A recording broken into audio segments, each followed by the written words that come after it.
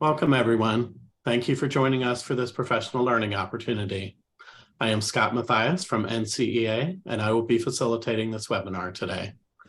Just a few housekeeping notes as people are joining. This webinar is being recorded. If you have questions during the presentation, feel free to use the chat window at the bottom of the Zoom screen. We will be monitoring the questions and will try to answer them all in the allotted time. Within 24 hours of today's webinar, I will email everyone a link to the recording as well as an online survey. Once you fill out the survey, a certificate of completion for the webinar will be emailed to you. Today's webinar, Greatest Hits Collection, Events, Resources, and Activities for Teaching Young People SEL Skills, is being led by Christine Gibson, Guidance Counselor at Christ the King School in Lexington, Kentucky. And now I'd like to turn it over to NCEA Director of Professional Learning, Laura McDonald, who will lead us in prayer. Thank you, Scott. Please join me in prayer in the name of the Father, the Son, and the Holy Spirit. Amen. Amen. In this century and in any century, our deepest hope, our most tender prayer is that we learn to listen. May we listen to one another in openness and mercy. May we listen to plants and animals in wonder and respect. May we listen to our hearts in love and forgiveness. May we listen to God in quietness and awe. And in this listening, which is boundless in its beauty, may we find the wisdom to cooperate with a healing spirit, a divine spirit, who beckons us into peace and community and creativity. We do not ask for a perfect world, but we do ask for a better world. We ask for deep listening. Amen. In the name of the Father, the Son, and the Holy Spirit. It is a pleasure to have Christine with us today. As Scott shared, she's a guidance counselor at Christ the King in Lexington, the Diocese of Lexington.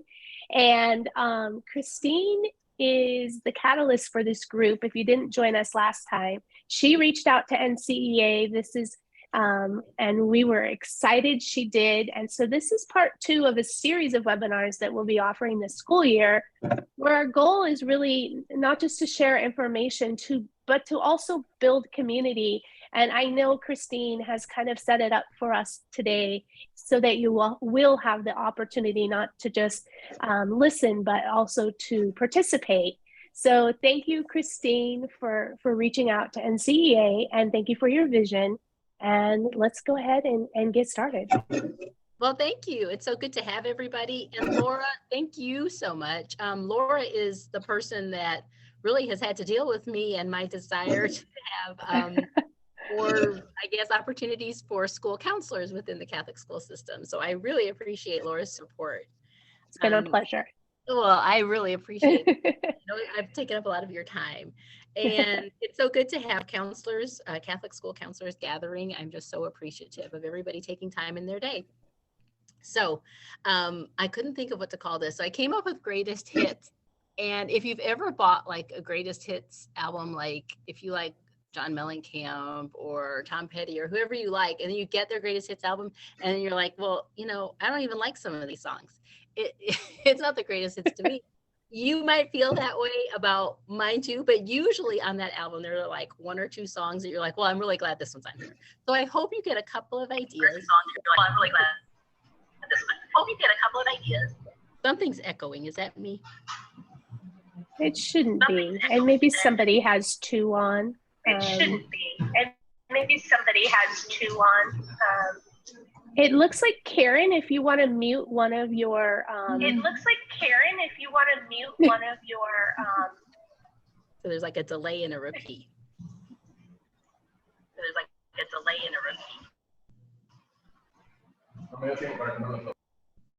There we go.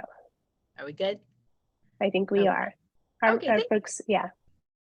So before we get to what I hope could be a few ideas you might be able to use, you think, well, maybe I'll try that, or I know someone who could use that idea. Before we get to that, I thought maybe we would play a little game. Counselors are all very ethical people in my experience. This is on the honor system. You keep track of your own points. And you get 1 point if you have had this experience over your career. This is my 25th year in education. you get 2 points if you've had this experience in this particular year. Now, some of these may be elementary experiences, some of them may be secondary. So, you won't have all these experiences. So 1 point if this happened in your career, 2 points if it's happened to you this year.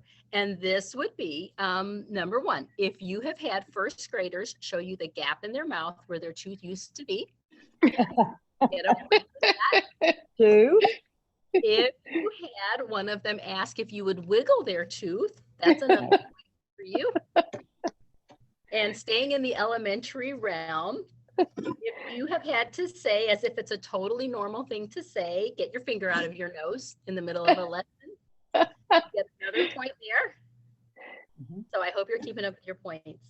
Okay, now shifting to the secondary side. If you have had to pretend to like a homecoming or prom dress when you just wanted to scream, put some clothes on, child, you get a point there. You okay? Somebody okay? If you have broken a copy machine and run away, you get a point there. If you've done that this year, remember you get 2 points. I'm using my purple flare. If you've gotten a little too excited over new flare pens, you get a point. If you routinely refer to students as sweetie or honey because you cannot remember their name at all, you get a point there, because counselors usually deal with all hundreds of kids in the school. And if you have run into a parent in public and had to pretend you knew who they were when you had no clue, you get a point there. If you find yourself smiling at people a whole lot in public because it's just possible they might be parents and you don't know, you get a point there too. If you've done really well on a diet until someone told you to go into the faculty lounge and see what was there, you get a point. And if you have felt certain, this is bad, that all a child needed to improve his attitude or behavior was a week at your house, you get a point there too. I am arrogant enough to think that often. So I don't know who our high scorer is, and I can't see the comments, but I can see the chat box. So let's see your points. I have a feeling that there's going to be someone with a really high score. Go ahead and put your scores in the chat box. So we have someone with 8. Does anybody have more than 8? I thought I had more than 8. I mean, I taught first grade for a little while. I was asked to poll team. So oh yeah. Yes. Oh, we have someone with 13. 13. Stephanie has 13. Anyone more than that? That makes me How feel much better. did you have, Christine, when you added that up? Because you worked with both elementary and high school. So I get 2 points for each question asked. So I wrote that. That's why they came to me. I don't think I've broken the copy machine this year and run away. I have done that in the past. It looks like Stephanie has the high points with 13. 13. Yeah, those are some good questions. Stephanie, you are the winner for the day. We're very proud of you. Congratulations. Okay, now to hopefully a few ideas you can use. Okay, if sweet Laura can look in the chat box, friends, can you tell us if you realized that your public district with title money can provide you with material, can pay for materials for you, for SEL materials? These are just some that I've purchased with public money. And if you could put a yes or a no, if you knew that, then we'll know, like in the future, do counselors need to be made aware of this public funding?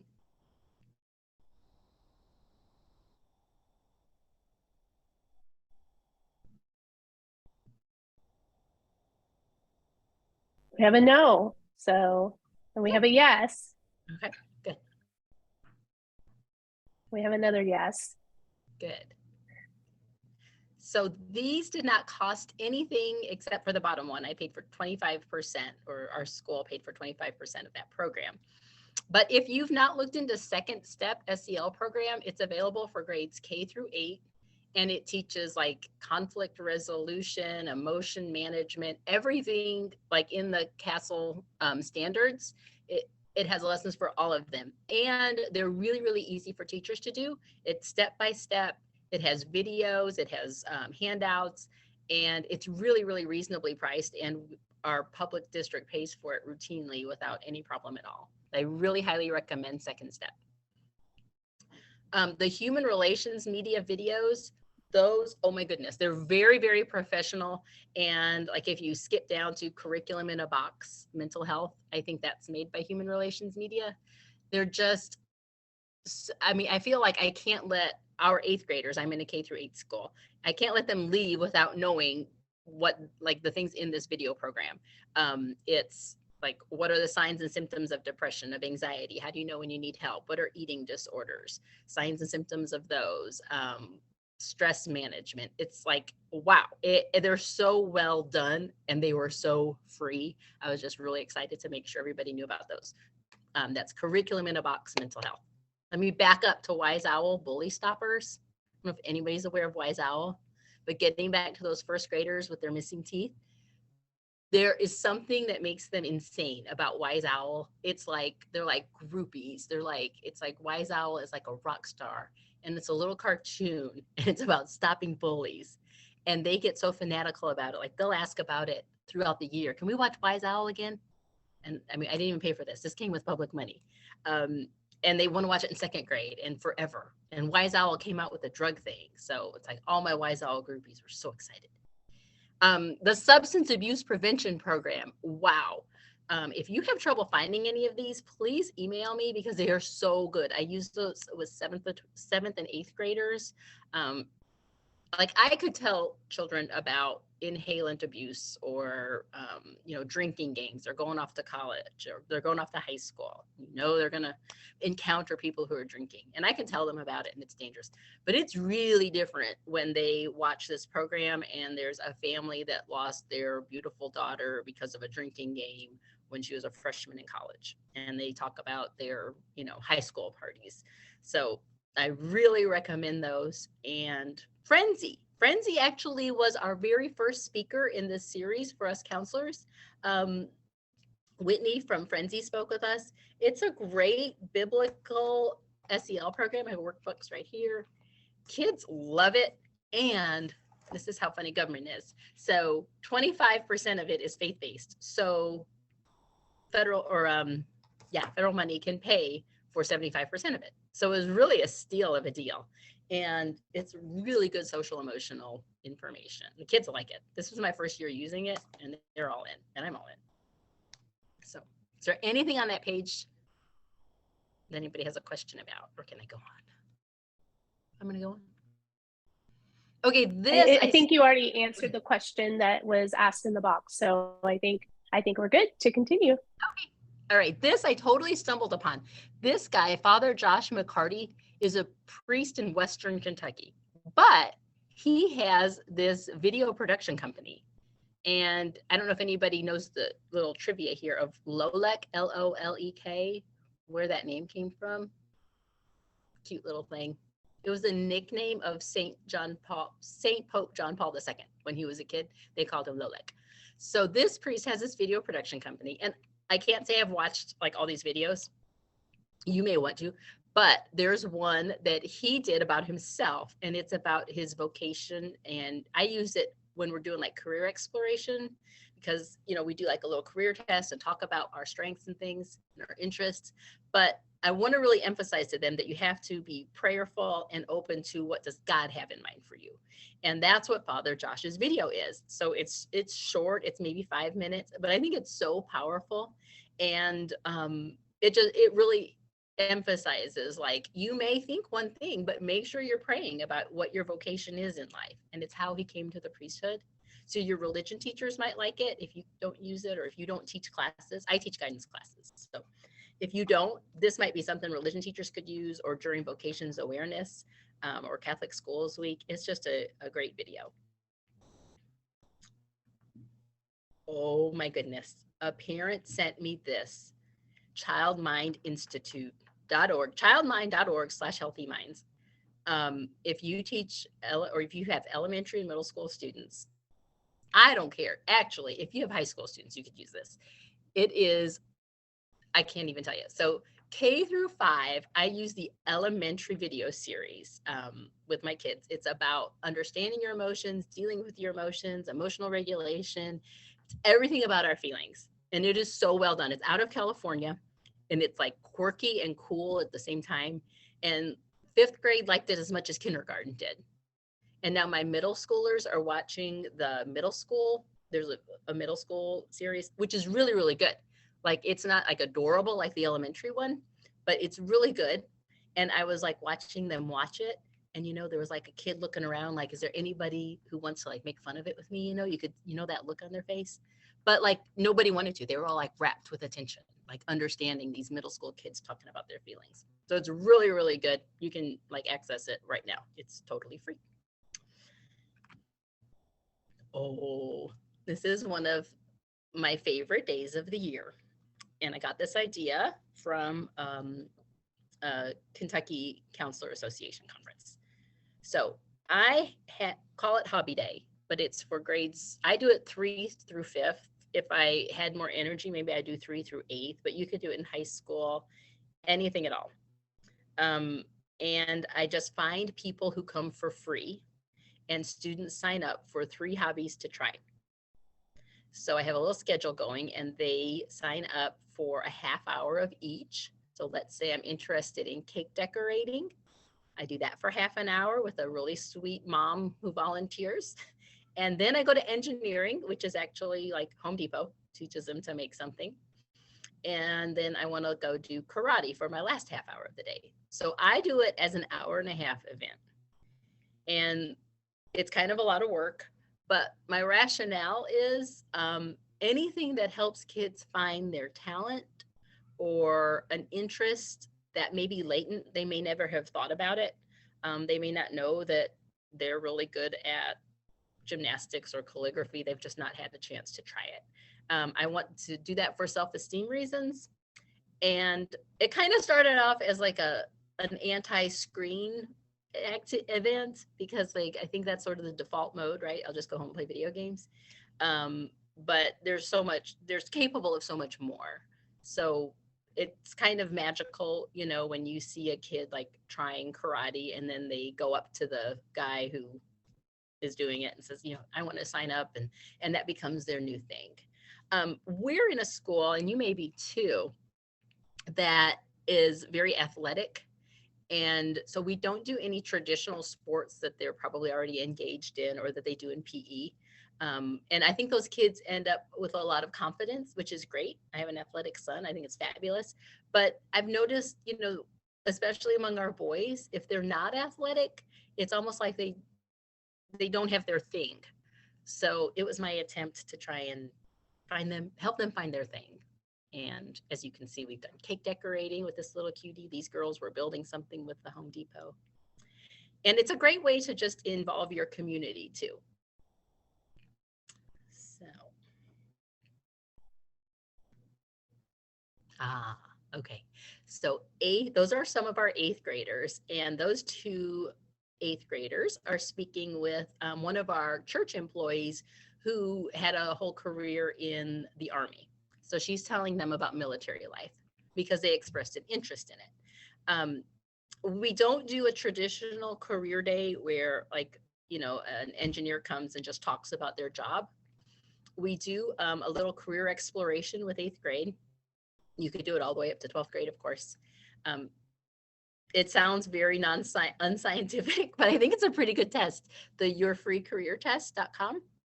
So I take it every year just to make sure that it seems valid. It does to me. It always comes up with the careers that I've done or wanted to do in life. And it seems to match the kids' interests and abilities as well. So they take this career test, and it gives really interesting, accurate statistical results. Like, this is how well you're matched with engineering. This is how well you're matched with business.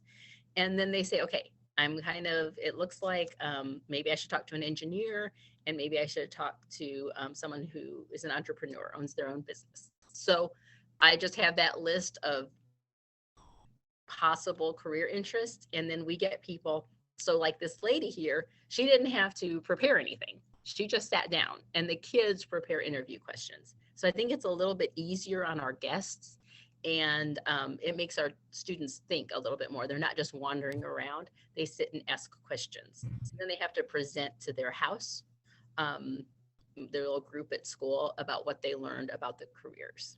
So it's worked out really well for us. It's kind of awesome to see them really engage with someone and start imagining themselves doing maybe what that person does. Oh, this is another 8th grade event. If you have 4-H where you live, if it's active in your community at all, I believe they all do this. It's called the Reality Store. Has anybody ever done that or taken part or seen a reality store by 4-H? I'll let Laura I'll tell check. Yeah, I'll check the box. Okay. It's a pretty simple thing. Like, I don't know that you really need 4-H to do it, but they come out and set up these booths. And my job is to get parent volunteers to man each booth, because the 8th graders have researched a career. They're going to be an electrical engineer, and this is their starting salary. This is how much you pay in taxes. And then you go, like, this is the furniture booth. They go around to each booth and they pay.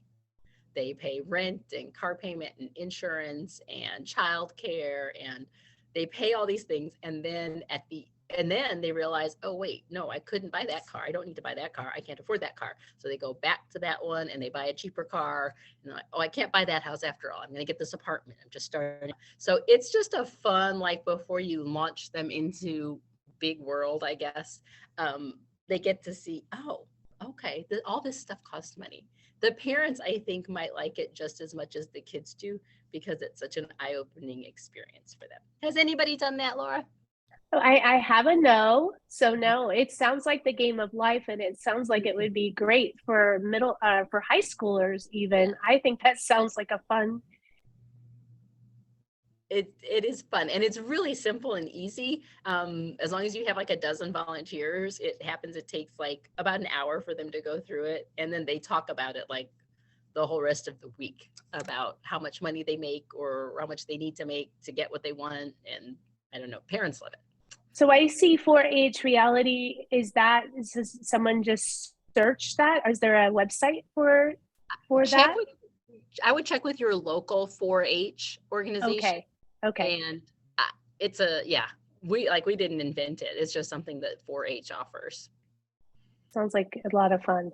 It is, and it's so simple. And again, it doesn't cost anything at all. They come out for And free. you're going to share your email at the end, correct? So if somebody has questions, they can reach out. Good, great. Okay. Oh, yes. Mix it up at lunch day. Okay. So we all get stuck talking, like, in our little cliques, even adults. Like, this is my group of people. These are my people. And that's great. Kids, I believe, need to just chill with their people and their best friends and have a great time at lunch. Except it's also good to mix it up. So we do this just like every so often, where the kids come into the lunchroom and they take a number. All our tables are numbered. So you get a number and you have to sit at table 4. You can't just sit wherever you want. But you're going to have like little conversation starters on the table for them. So they're like really silly would you rather questions, or really funny questions, or just simple questions that anybody could answer. And so it's not awkward. They have things to talk about because they're not with their people. Because like Sally, Susie, and Janie come together, they're getting table 4, table 3, table 2. And I know they're not going to sit together because that's how I designed it. We actually had 3rd grade teachers who did this twice a week with their classes. Like they always had, that was an ongoing thing that they just did. Now we do it grades 3 and up just a couple of times a year. And, I don't know if it ever makes somebody realize like, hey, I actually enjoy talking to that person, especially with new people. But if nothing else, it just reminds them that there are other people in the world other than their 2 best friends. I had a middle schooler. It's kind of broke my heart. We had not done this since COVID because we were so strict about who was with who, and we had assigned seats and everything for a while. And then it just didn't occur. Didn't occur to me. I forgot about it. And she said, do you think you could do that mix it up at lunch day thing again? Because it would make that day at least would be easier for me. And I'm like, oh, that means every day she's not sure if anybody really wants to sit with her. But on this day, she doesn't have to worry about it, which makes me think maybe we need to do this more often. Because she's probably not, she can't be the only one who's really not sure where to go or what to say or what to do at lunch. This is not my school. It's a stolen picture from the internet. Oh, Zoom. I actually have one of these happening today after school. Now, this is something, if you all want to do it, you're going to need some help. This Zoom reading buddies with senior citizens. So that little girl right there has her Chromebook in front of her, and she is reading via Zoom with a senior citizen. So there's a senior citizens group. If you have one of those in your community, they would have to train them how to use Zoom. Of course, a lot of grandparents learned over COVID, so maybe it's not even an issue for a lot of people. So they read with third graders here after school once a week. And I don't even know, I could even cry. They love it so much. It's just like a handful of third graders who are in our after school program anyway. So they're just here. And I find them a space, and they have the same reading buddy for a 6-week period once a week. We found that the Who Was books are really easy for the seniors to find at the library, and we have them all over our building, and they're about the right reading level for third grade, and they're high interest. So the trick after school is to find a quiet place. So I have at least one student always in my office reading, and it has been so delightful to hear. Again, these are kind of usually historical figures they're reading about. And so like the one guy was reading about D-Day. And so the lady was telling about what she knew from her family of World War II and who had been in the war and what that was like. And I would have thought that the kids would be like, okay, I did that. That's fine. I guess Ms. Gibson wanted me to do it. But like yesterday, they had their last day, my Wednesday group, and they were like, when are we going to start again? I really liked it. And so I've been thinking a little bit, what is it they love so much about it? And I just think it's the time and attention, you know, that somebody likes to talk with them and read with them. And I think, you know, these are great. They come from great families. Their parents read with them, but it's just something they find magical about another adult telling them, you know, just talking and listening to them. And I think, you know what, we're all so busy.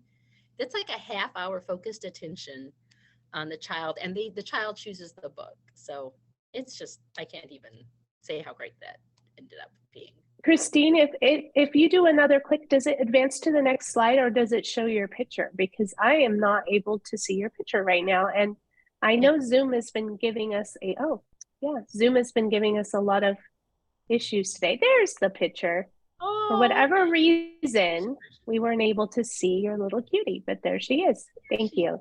In all her wonder.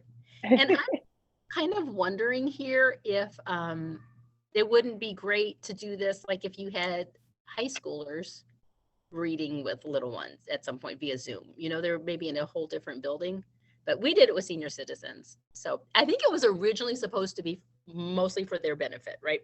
But as always happens, it ends up benefiting Everybody. benefits we hadn't anticipated. The kids just love it. Ooh, could you maybe put in the chat if you're familiar with this website, PBIS World? It's like, oh, I forget what it stands for. And Scott added a site so that people could help find their local 4-H earlier too, just so you know. And Stephanie and Amy are familiar. They said yes. Stephanie? And so, yep, and Ina all have a yes. So this is a popular site. So maybe. Yay. Okay, well, this particular tool is really, really useful if you're trying to help a teacher and the child has a problem behavior and they're trying to extinguish it. Let's say they're blurting out or whatever it is. And they're like, man, I just keep heaping praise on him and he doesn't seem to care, and it just goes on and it's not getting any better. So what we found is a lot of times we're offering an incentive or a reward, what we view as a reward, and the kid doesn't give two hoots about. So this is a really handy little thing where it takes like 3 minutes and the child just answers questions on what they prefer. It's like, do you want, would you rather have a bag of chips or your teacher to say good job? Would you rather have an A+ on a paper, or would you rather have time to play with a friend? And by the time you get done, it's like, oh, I've been like giving him verbal praise and he doesn't care about that. He wants some. So it's, or vice versa. Like I was like, oh, I know that kid. He's going to want some candy and stuff. No, he just wanted adult recognition. So that's really handy if you're trying to help change behavior. Looks like you have a lot of people are using that. Yay. So at least 5 of them, yes. Right. Has anybody seen this Dove Real Beauty Forensic Artist video on YouTube? I put grade 6 to 12, but that is such a lie. Like I think adults should watch it. Middle-aged women should watch it. We should all watch it. We have some yes and some no. Some yes and some no. Okay. Well, for the no's, this is, wow. Okay. It's like, I think 6 minutes long. And so you have to tell the kids what a forensic artist is, that, you know, they draw just according to the description. So if there was a bank robbery and you were a witness, I tell them you would sit down with a forensic artist and he would draw just based on what you say. So Dove, you know, they're like all about self-esteem, had women come in and the forensic artist had his back facing them and they just described themselves. And let me tell you, they described themselves and he drew them and they looked terrible. Like their self-described portrait was nothing, and it didn't look anything like them. It was terrible and it did not look like them. Then, and they didn't know what they were doing, they were told to describe another lady who they had met in this little experiment. So they describe that lady and they describe her honestly, just as they saw her. And she looks really nice. And it looks a whole lot like her. Like it actually looks like that person. So in the end, we all kind of realize, oh, the way I see myself is actually worse than how other people see me. The way I see myself isn't even necessarily realistic. And that was like really eye-opening. I watch it every year, and every year I'm like, oh yes, and I tear up, and the ladies in the video cry because they've been thinking they were really terrible looking and they were fine. So anyways, middle schoolers, high schoolers, I think really need to watch it. Has anybody watched that with students?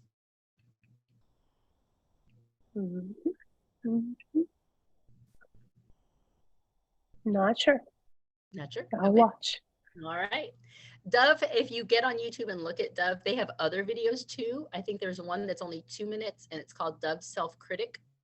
And I've done this with middle schoolers too, where the interviewer asks the lady to say what she really does not like about herself. And they just start rattling things off left and right. Like they have so many complaints about how they look. And then the question is, and it was like an average time of 2 seconds before they answered. And then they asked, well, what do you think is your best feature? What do you really like about yourself physically?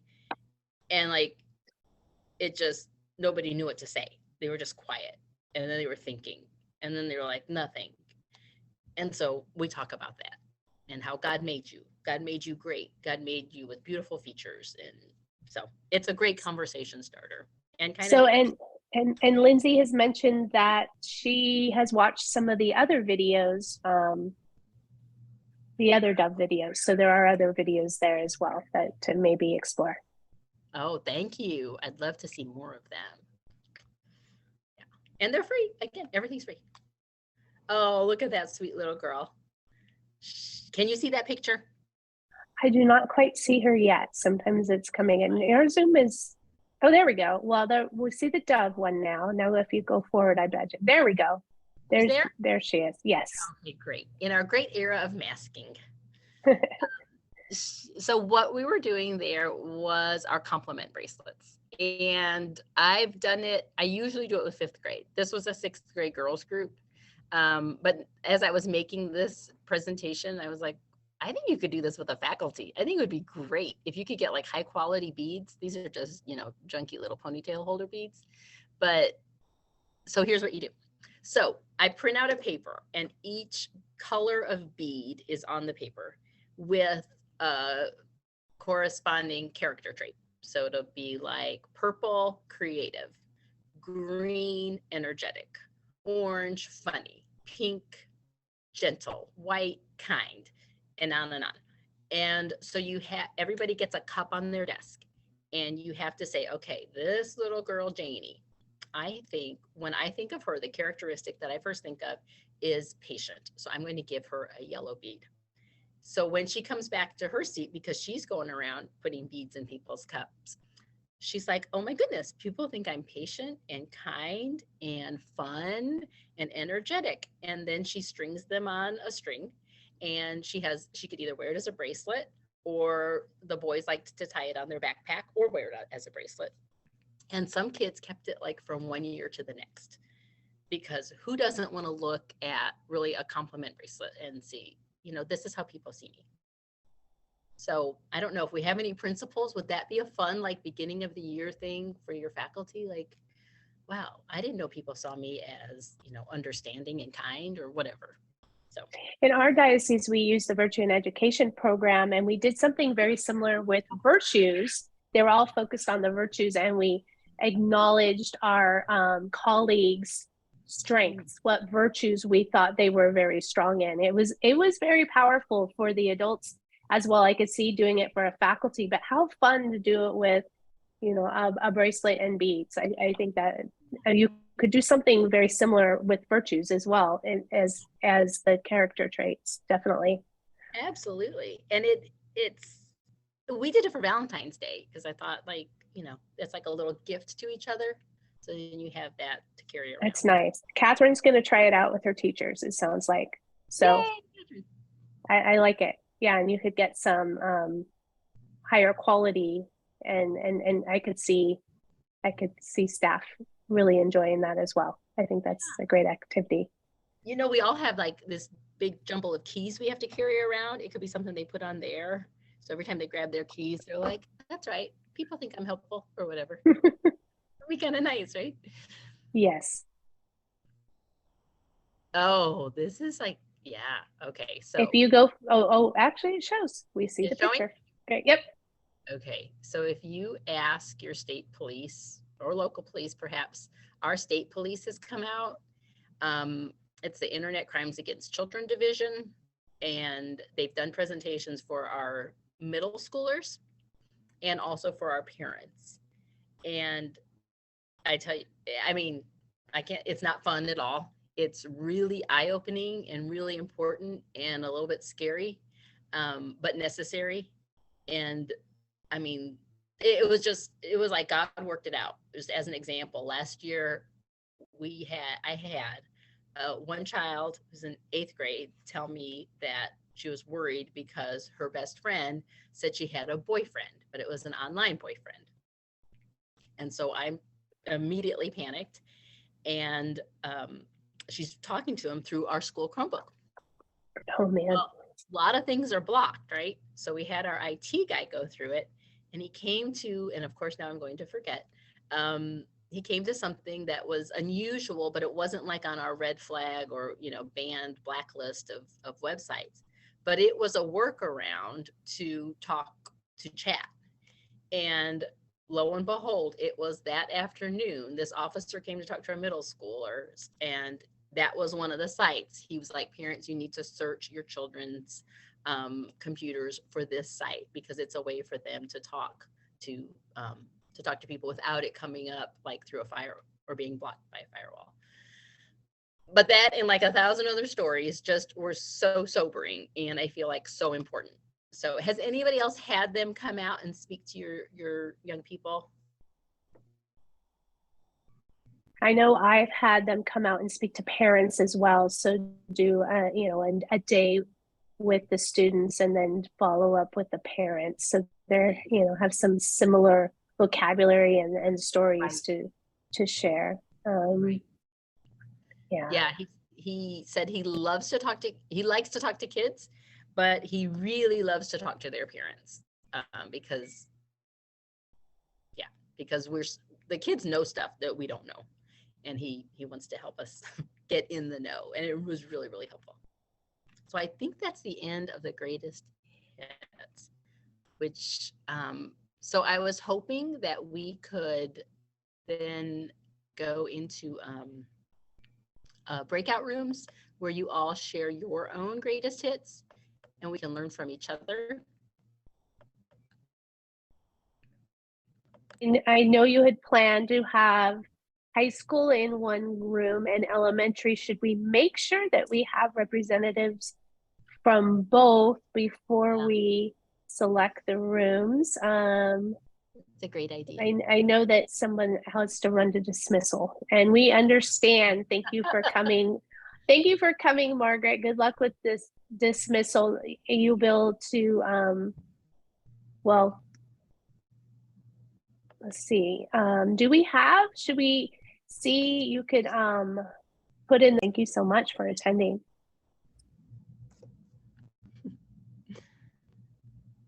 Thank you, everybody. Thank you.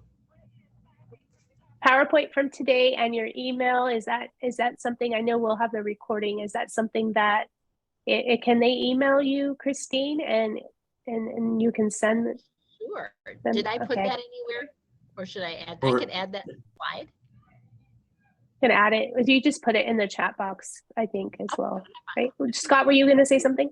Yeah, I was just going to say, if you want to send it to me, I can include it in the email that I send out to everyone with the recording. Perfect. Thank you, Scott. Yes, thank Thank you. you. Have a great day, everybody. Thank you. Thanks. Bye-bye.